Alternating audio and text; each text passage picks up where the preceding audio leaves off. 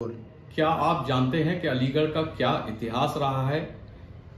इससे पहले अलीगढ़ में 7 गेट हुआ करते थे, जो Atrauli gate, Madar gate, Delhi gate, Turkman gate, Sabitgarh gate, यही मुझे शायद याद है जुबान पर। और भी कई गेट होते थे जो आपको सिर्फ नाम से वाकिफ होंगे गेट का, लेकिन आपको आगे जानकारी जो देंगे अलीगढ़ मुस्लिम विश्वविद्यालय के प्रोफेसर M.K. पुंडीर साहब हैं, जो अलीगढ़ को हिस्ट्री के तौर पर आपके सामने लगातार लेके आते रहे हैं। इन्हीं गेट पर ज्यादा जानकारी के लिए मेरे साथ M.K. पुंडीर साहब हैं, शब्द की टीम के साथ। पुंडीर साहब, स्वागत है आपका पहले तो बहुत बहुत। और मैं हमेशा यही कहता हूं कि जो जानकारी आप लेके आते हो वो अभी तक लोगों तक पहुंच नहीं पाती है, तो आपके थ्रू कोशिश यही रहती है कि जो जानकारी असल हो वो पहुंचनी चाहिए लोगों तक।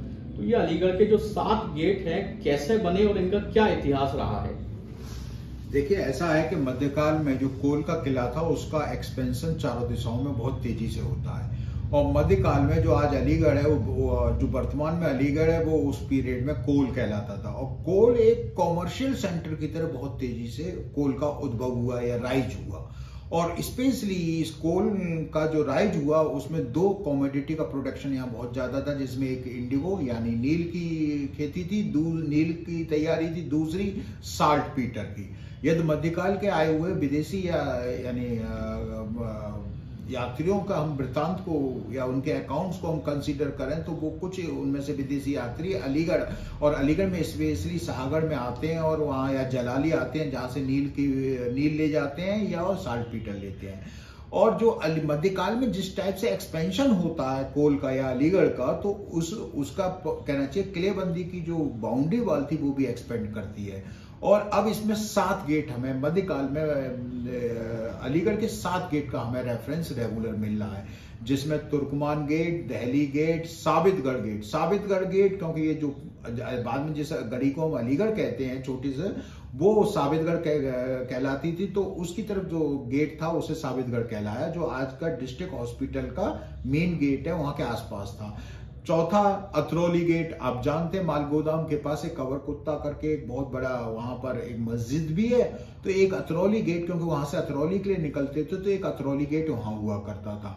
इसके बाद एक गेट था मदार गेट, उसमें इसका नाम मदार गेट इसलिए पड़ा क्योंकि उस गेट के अंदर ही शाह मदार की एक बहुत बड़ी मजार है और एक बहुत बड़ा उनका मुसोलियम या दरगाह जो भी कह लीजिए।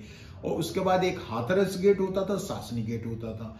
मध्यकाल में ये सब गेट कोल के शहर को एक तरीके की सुरक्षा प्रदान किया करते थे, और जो भी बिजनेस पार्टियां कारवाओं के रूप में आती थी तो वो इन गेट्स में इस शहर में एंटर होने से पहले वो इसके बाहर स्थित सरायों में रुका करती थी, और सराय में रुकने के बाद फिर उनके कोतवाल या जो भी एडमिनिस्ट्रेटिव मशीनरी होती थी इस शहर की, उससे वो उन लोगों की वार्तालाप वगैरह होती थी, और फिर वो एक पर्टिकुलर रेवेन्यू वगैरह जो उन्हें पे करना होता था तब वो अपने सामान को लेकर अंदर जा सकते थे। तो इस तरह देखा जाए तो शहर की सुरक्षा के लिए परकोटा भी था, और परकोटे के बाहर एक बहुत बड़ी कहना चाहिए खाई होती थी जिसमें पानी भरा होता था, वो एक एडिशनल सुरक्षा प्रदान कर रही थी कोल के किले को। आज देखा जाए तो ना तो खाई है, ना परकोटा है, ना ही गेट है, बस गेट के नाम, उन जगह के नाम उन गेट्स पर रह गए, क्योंकि वक्त के साथ साथ परकोटे को भी एनक्रोच करके वहां पे भी रहाइश डेवलप हो गई। और ये जरूर है कि जैसे आगरा रोड है, ये पूरी की पूरी खाई भरने के बाद उस पर बनाई गई रोड है, तो अब तो वहां कुछ भी नहीं बचा। नहीं तो अदरवाइज मध्यकाल में कोल का किला जो आज अलीगढ़ है उसको उसकी सुरक्षा का समुचित उपाय या समुचित या प्रबंधन रहा है। ठीक है पुंडीर साहब, अलीगढ़ की पुरानी इतिहास से जुड़ी हुई चीजें लगातार खंगालते रहते हैं, उसे आप तक मीडिया के माध्यम से पहुंचाते रहते हैं, तो मेरी आपसे रहेगी कि शब्द को टीम को देखते रहिए, ऐसी जानकारी आप तक पहुंचती रहेगी।